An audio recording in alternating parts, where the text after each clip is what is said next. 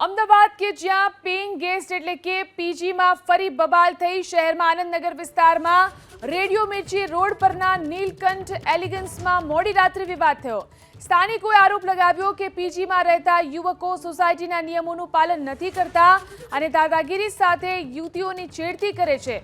તો સામા પક્ષે પીજીમાં રહેતા યુવક યુવતીઓએ આરોપ લગાવ્યો કે અત્યાર સુધીમાં સોસાયટીમાં પ્રવેશ માટે પાસ સિસ્ટમ નહોતી, પરંતુ અચાનક પાસ સિસ્ટમ શરૂ કરી દેવામાં આવી, જેના કારણે જેમની પાસે પાસ ન હોય તેમને ગેટ પર જ અટકાવી દેવામાં આવે છે। પાસ ન હોય તો સોસાયટીમાં પ્રવેશ કેમ કરવો અને પાસ સિસ્ટમથી મકાન માલિકે અને કોઈ જાણકારી આપી નથી।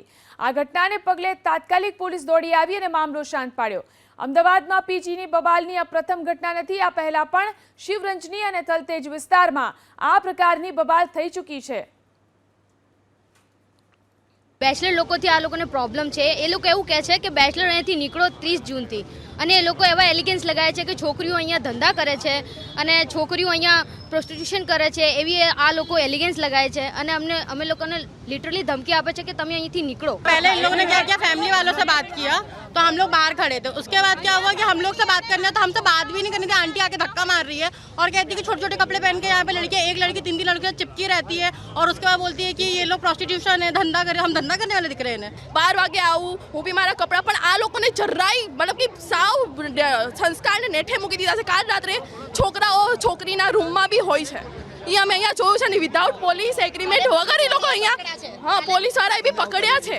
ભાડા કરાર માટે 2 મહિનાથી કીધું છે। જેના બી પીજી મારે છે એ એની જવાબદારી આવે છે કહેવાની છે। આટલા કાગળિયા લખેલા છે, કાલ પોલીસ વાળા આયા છે, પોલીસ વાળા આટલું સમજાવે છે।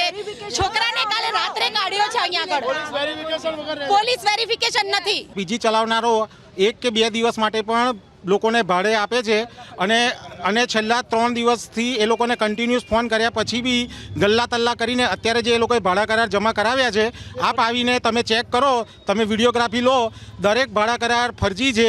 વેરિફિકેશન નથી, સોસાયટીમાં કોણ રહે છે એ ખબર નથી।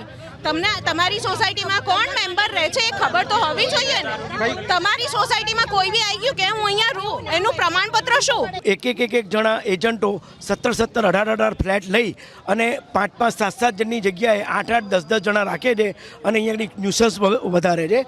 એમાં તમે સમજો કે ભાઈ દારૂની બોટલ પણ આવે છે, ડ્રગ્સ પણ આવે છે, સિગરેટો પણ પીવાય છે અને સોસાયટીમાં જે ફેમિલીવાળા છે એને ખૂબ જ હેરાનગતિ થાય છે અને અહીંયા આગળથી નીકળવું ભારે પડે।